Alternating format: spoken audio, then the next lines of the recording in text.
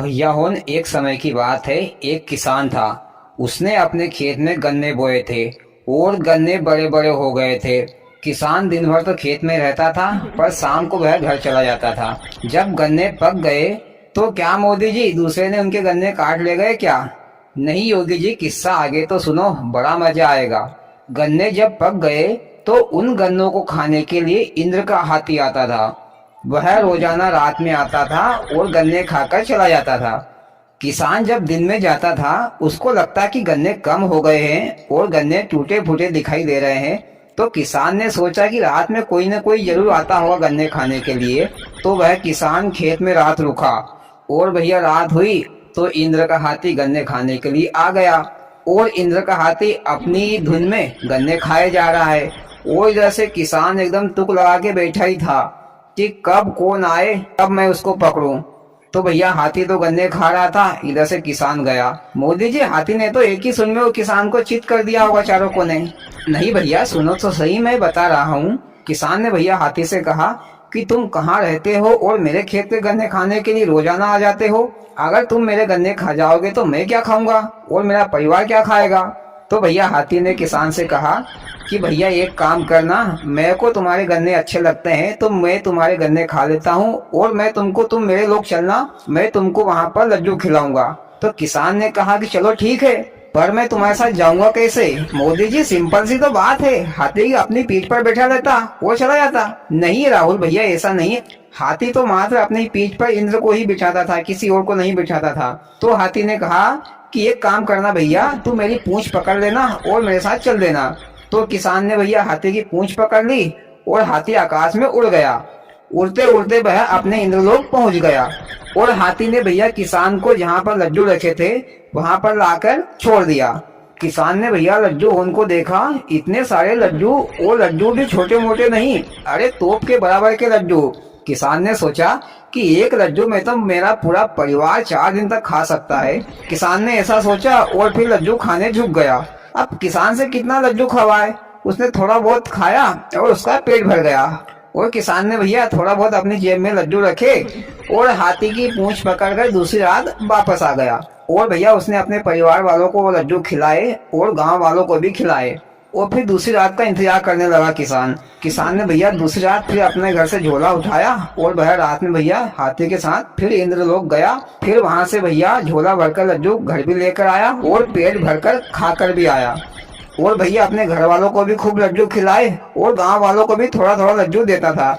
तो भैया गांव वालों ने उस किसान से पूछा कि भैया तुम ये लड्डू कहाँ से लाते हो, कौन सी दुकान से लाते हो, हमें भी ले चलना, हमको भी लाना है। तो भैया किसान ने गांव वालों को सारी बात बता दी। तो गांव वालों ने उससे कहा, अरे भैया तूने रात में सपना देखा होगा, इंद्र से कोई भला लड्डू भी ला सकता है। योगी जी एक काम करो, आगे की कहानी तुम ही सुना दो, मैं तो घर जा रहा हूँ।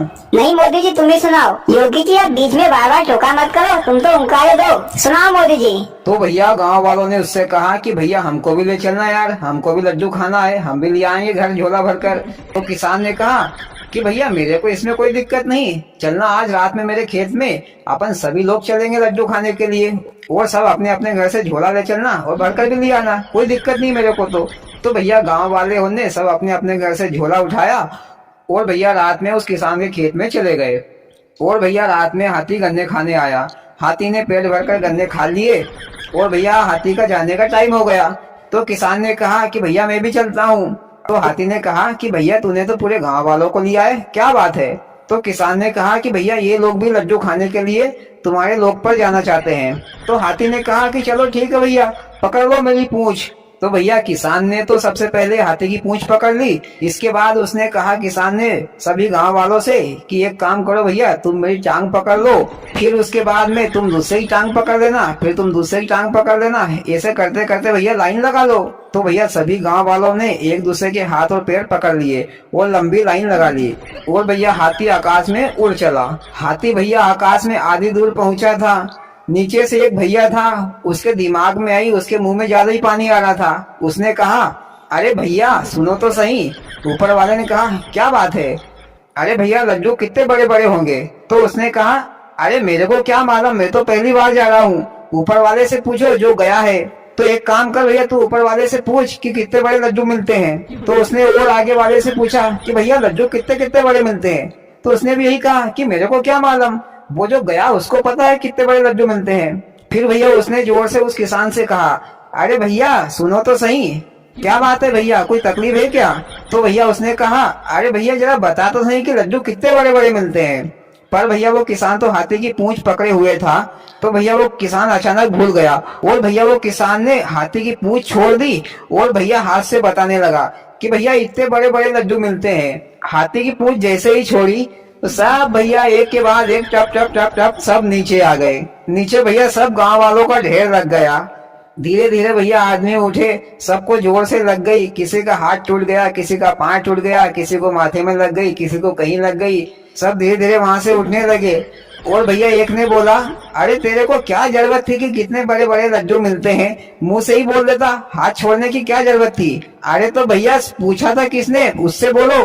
अरे पूछा था किसने, लड्डू के चक्कर में तो अपने हाथ पे तोड़वा लिए भैया, ऐसे लड्डू से तो वैसे ही अच्छे। भैया सब गांव वाले लंगड़े लूले हाथ पे टूटे हुए करांचते अपने घर चले गए और भैया सोचा कि अब कभी भी लड्डू खाने नहीं जाएंगे। और वो किसान ने भी कहा कि भैया अब लड्डू नहीं खाऊंगा, ऐसे लड्डू से तो वैसे ही अच्छा।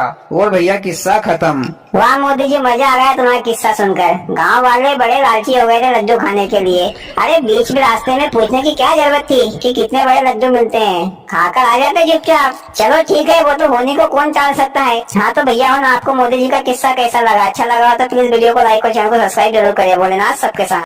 मैं तुमको बड़ा ही दिलचस्प किस्सा सुनाता हूँ। एक बार सुखी लाला ने अपने गांव में 10 बीघा जमीन खरीदी। सुखी लाला वैसे तो अपनी दुकान चलाते थे, उन्हें खेती करने का कोई भी तरीका पता नहीं था। सुखी लाला ने अपने खेत में गन्ने बोए। जब गन्ने पक गए तो एक हाथी आकर उन सारे गन्ने को खा गया। फिर से सुखी लाला ने खेत में गन्ने बोए, फिर से वह हाथी आकर गन्ने खा गया। लालाजी बड़े चिंतित थे कि इस हाथी को कैसे रोका जाए। लालाजी दुकान पर बैठे बैठे ये सोच रहे थे कि एक गरीब आदमी उसकी दुकान पर आया। उसका नाम था करजादास। लालाजी ने करजादास से पूछा, भैया मेरे सारे गन्ने हाथी खा जाता है, तो हाथी को रोकने का कोई उपाय बताओ। करजादास बोला, लालाजी सिंपल उपाय है, आपके खेत के चारों ओर दीवार खड़ी कर दो तो हाथी अपने आप ही रुक जाएगा। फिर लालाजी ने अपने खेत के चारों ओर ऊंची ऊंची दीवार खड़ी करवा दी। तब से लालाजी के खेत में हाथी का आना बंद हो गया। परंतु लालाजी को दीवार को चुनवाने में कर्जा बहुत हो गया था, तो लालाजी अपनी दुकान की कमाई और खेत की कमाई को कर्जा उतारने में लगा देता था। तो लालाजी बड़े चिंतित थे कि कर्जा कैसे उतारे। फिर कुछ सालों बाद करजादास फिर से लालाजी की दुकान पर आया तो लालाजी ने कहा, भैया करजादास हाथी का आना तो बंद हो गया, पर कर्जे वालों का आना जाना चालू हो गया। दीवार चुनवाने में इतना कर्जा हो गया, जितने की जमीन नहीं थी उससे 4 गुना कर्जा हो गया। तो भैया करजादास, कर्जा उतारने का कोई उपाय बताओ।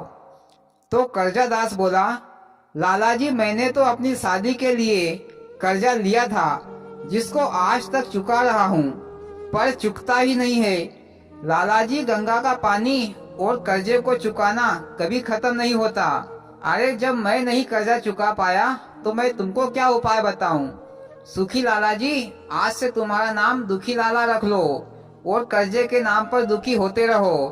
अरे मैंने तुमको कुएं में कूदने की कहा था, तो तुमको तो सोचना चाहिए था कि कुएं में कूदोगे तो हाथ पैर भी टूट सकते हैं। अरे कूदे भी तो अपने आप पर भरोसा विश्वास होना चाहिए। किसी के कहने से कोई भी कार्य बिना सोच विचार किए एकदम से नहीं करना चाहिए। लालाजी मेरी एक बात सुनो सबकी और करो मन की। और भैया किस्सा खत्म। वाह मोदी जी, क्या मजेदार किस्सा सुनाया, सुनकर मजा आ गया। और भाइयों, आपको कैसा लगा मोदी जी का किस्सा? अच्छा लगा हो तो प्लीज वीडियो को लाइक और चैनल को सब्सक्राइब जरूर करें। भोलेनाथ सबके साथ।